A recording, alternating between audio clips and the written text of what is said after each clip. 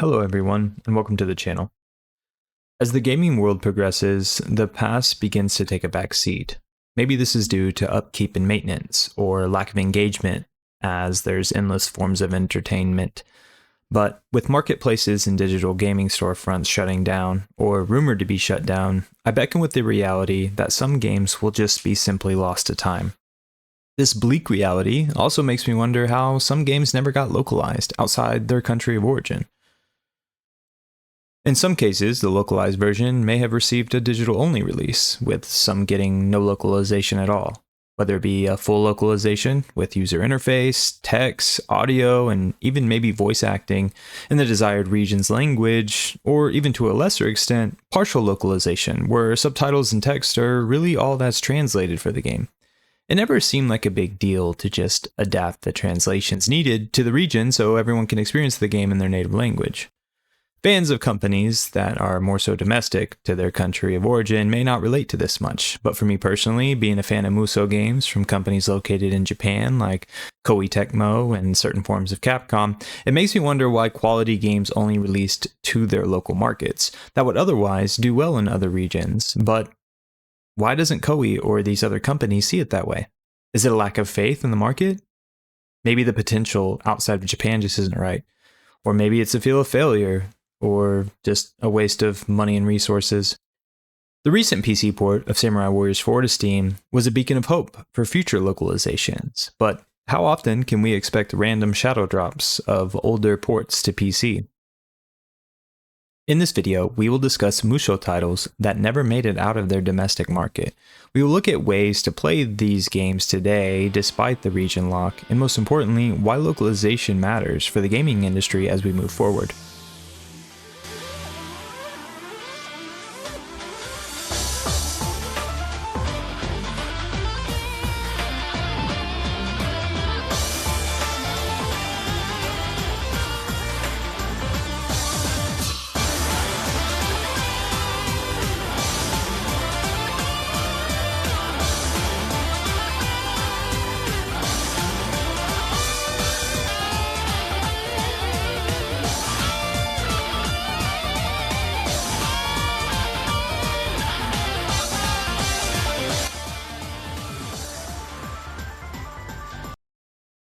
Let's begin by briefly laying the foundation for what goes into the localization of video games. It's a concept I only recently studied, and I don't want to lose anyone that may not know or even understand the process. Companies generally conduct market research across the globe in hopes of reaching larger audiences. This includes promotion and advertising campaigns, previous entries revenues, overall discussion and feedback around the series, game magazines, and what have you. Recently, localization of certain titles has been much more common since the internet allows instant communication across various gaming platforms. But in turn, the global gaming industry is rapidly growing, with the market value approaching $242 billion as of Q4 of 2023. I'm no mathematician, but it just sounds like something I'd want to maximize potential on in the gaming space, regardless of the country I operate out of. These companies have to maintain a sense of professionalism, dialogue, all those things are important, which of course varies from culture to culture across various regions. For perspective, a brief example of this is how the company Naughty Dog, developers behind the Crash Bandicoot trilogy back in the 1990s, were approached by global publishers Universal Studio and tech producers Sony in hopes of making Crash the mascot for the PS1, similar to Nintendo's Mario and Sega's Sonic the Hedgehog. However, Sony knew the demographic for Crash in Japan, and I think this was opposed to the Western marketing style of Crash, who carried more ruggedness and grit in the promotional design prior to the game's release. These different types of approaches to marketing help companies connect to cultural expectations around the world. The Crash Bandicoot marketing campaign for Japan in the late 90s, versus the Western counterpart, is more of a visual example of localization marketing, whereas a company like Koei not porting a game to a certain region might more be at ends with the feasibility of porting the game outside of the said region, or more importantly, if it's even worth the time and money to fit the demographic of the gamers in that desired region. I certainly don't want to mitigate the fact that great games, even during the early Sega and Nintendo days, still don't have games region locked to this day. With Koei specifically, games like Winning Post, Uncharted Waters, just to name a few, haven't made it to the West. But some of Koei and Omega Force's more stellar releases in the Musou series never got localized to other regions of the world, even though the related IPs may have already been localized in some form or fashion in said region. Like Warriors Orochi's games being ported to the Xbox 360 in North America, but not physically for the PS3. Or for the digitally exclusive ports like Dynasty Warriors 7 Empires to North America, despite physical copies being ported to both Europe and Japan. This may come off as drastic, and I understand it's the same game in most instances. But certain ports also get enhanced or updated versions, like special editions, or Z editions, or most recently DX, from Samurai Warriors 4 to Steam, which is more of a director's cut. It leaves a lot of fans out of the experience in my opinion. Understand, I wouldn't mind so much if the games weren't quality. This era of hack and slash games that came out during the 7th gen era captivated many parts of this generation of gamers, with Warriors games staking a claim on various markets, argued to be the peak of the hack and slash genre itself, I might add, including, but not limited to, Musou Warriors and Ninja Gaiden, or Sengoku Basara and Devil May Cry, or the God of War trilogy with, Metal Gear Solid Revengeance, Heavenly Sword. I could go on, but I think you get it. You'll probably experience these games at some point in your gaming journey. This generation, and even parts of the 6th gen, will go down as the undisputed champs for the hack and slash genre. The accessibility of Sony moving away from region locking consoles when releasing the PS3 completely changed the game when looking back in hindsight, because they were discouraging publishers from locking their games to certain regions. This allowed any game from any region to be playable on your PS3. Localized or not, with the exception of maybe a couple. This was the case moving forward for PSP and PS Vita as well. Gamers could have easily and completely missed out on many stellar titles had Sony decided to region lock the PS3, which was in fact the industry norm around this time for most consoles. Nintendo also kind of went away from this with the release of the Nintendo DS around this time, which was also region unlocked, something that, again, was uncommon during this time. But as we discuss uncommonality, we find ourselves back with Microsoft, who entered the space with the Japanese Xbox and the American or North American Xbox 360, which were both locked to their respective geographical regions, meaning you could only play games within region-matching consoles. In my Dynasty Warriors collection video, I mentioned how Microsoft tried to conquer Japan with the Xbox 360 and utterly failed. To revisit that, I admittedly carry criticisms, as you might can tell, since Sengoku Musou 4 Special, this entry never made it to the West. Despite Dynasty Warriors 5 Empires being released 3 months prior to the Xbox 360 in North America, it never found its way over here. I have a hard time understanding how an American company agreed to release an exclusive game in a country it's not domiciled in, yet restrict said game from your own region by region locking your consoles. This game didn't even get a PS3 release, which would have at least let North American gamers play it on the next gen at that time. I'm not sure, maybe there's some valid reasons, but this move never made sense to me looking back, and it's kind of hard to play these days. This game was the definitive way to play Dynasty Warriors 5 at the time, but exclusive to Japan and Asia. It came with all the XL content on Disc 1, with updated graphics, and would have been cool to just see the one of the best 3 Dynasty Warriors games on a 7th gen console, running at 720p with accessibility to achievements. Okay, sure, it lacked some content from the second disc swap on the PS2, which is kind of a loss in my opinion, but overall, it still would have been a great way to play Dynasty Warriors 5 in its entirety. This game could go for a modern Steam port, considering it was released on PC in the Asian markets. But for now, you need a jailbroken Xbox 360 or IMP or a Japanese Xbox 360 for this specific entry. Pretty convenient, right? Staying on the topic of Dynasty Warriors on the 7th gen, with a little bit more on the spin-off side, Dynasty Warriors Strike Force 2, or Multi-Raid 2, was another Dynasty Warriors spin-off title that never received an English adaptation.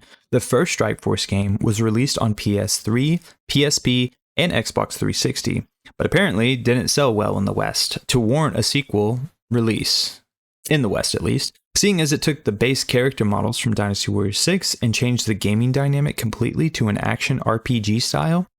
which in my opinion was just ahead of its time and didn't resonate with Warriors fans during this time of online gaming.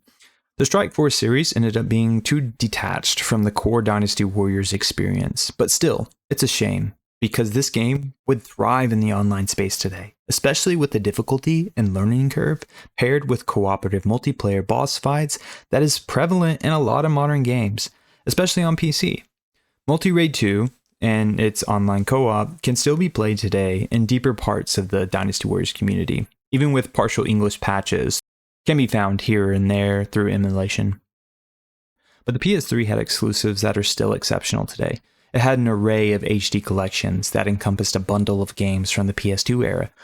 Koei blessed their domestic market with a bundle like this or similar to this on the PS3. They did this by releasing every Samurai Warriors 2 game in a collection titled Sengoku Musou with Empires, a game that had the base, Extreme Legends, and Empires version of Samurai Warriors 2 on one disc. This game didn't add much additional content per se, but the biggest benefactor for improvement was using the graphics from the PS3's engine of Samurai Warriors 3 Z and implementing that particular engine into the Samurai Warriors 2 game. Into the Samurai Warriors 2 collection on PS3. This essentially remastered the Samurai Warriors 2 combat experience, which goes down as one of the best, if not the best, Samurai Warriors game. I have a hard time understanding why this wasn't released in North America, considering all three games already had Western ports on the PS2 and Xbox 360. Speaking of Samurai Warriors 3,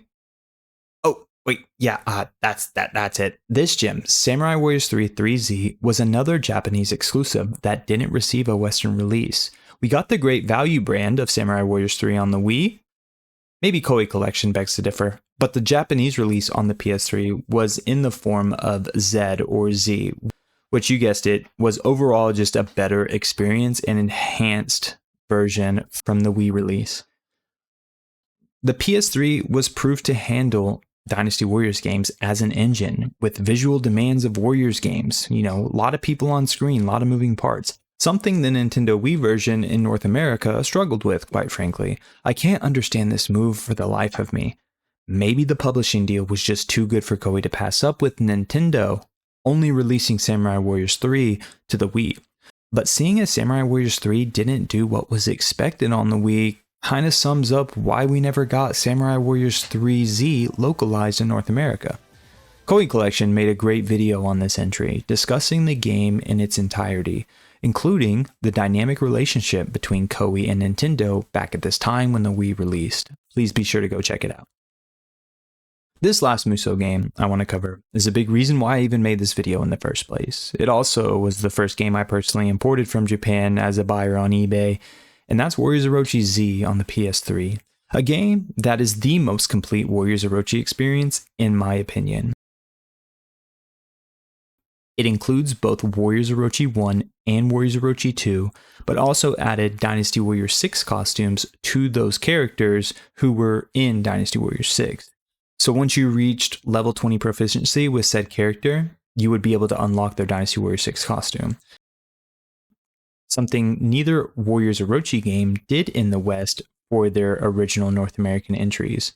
This entry was great for many reasons, but as you can tell already, I carry a slight preference towards the older Warriors games. It's unfortunate it was never localized in the West, considering it comes with both Warriors Orochi 1 and Warriors Orochi 2.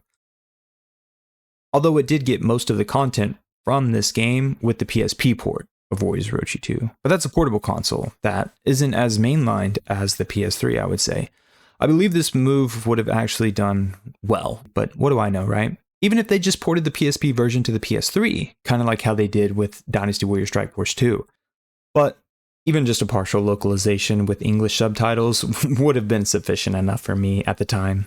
I could go on and on about why these games previously mentioned should receive English subtitles or localizations, but I'm going to step off the soapbox and embrace reality. These games are stuck in the region they reside. Just take Capcom and the Sengoku Basara games, for example, a genre and style very similar to Musou Warriors that wasn't able to take off in the West after the release of Devil Kings on the PS2, which is a huge shame in my opinion, because the series continued to release 4 more mainline installments in Japan on the PS3 and PS4. These entries truly are a joy to play with masterfully crafted combat systems. My buddy Profar has some great content covering Sengoku Basara. I recommend you check out his channel if you're wanting to learn more about the game and the topic in general. With the 7th-gen consoles of gaming now falling into the retro category, I wonder about game preservation and its future for games I've yet to experience. Open source emulation engines and jailbreaking consoles is a good start for preservation. If emulating isn't your thing, or you're more of a collector, imported games from Japan and Europe in most cases are relatively inexpensive, like eBay, Mercari, and in some cases PlayAsia. These 7th-gen games are likely to skyrocket in value soon, especially with online storefronts closing like we've just recently seen with Xbox 360. Or games getting delisted entirely. Some of our favorite classics will be lost to the abyss of time. In conclusion, we may never truly know the cost or hindrances companies face in localizing certain games, whether it be money or simply expectation within a demographic. It can puzzle the likes of us for decades, like it has with me, but if I can help others experience that joy or enlighten them on ways to do it like I have, then that's a great way to serve someone. I hope you all enjoyed this rabbit hole discussion of certain Musou games that never made it to the West, but don't let that stop you from experiencing them, especially on consoles that are region unlocked, or emulators that provide English patches. Again, thank you guys for watching, and as always, happy gaming to you all. I'll see you in the next video.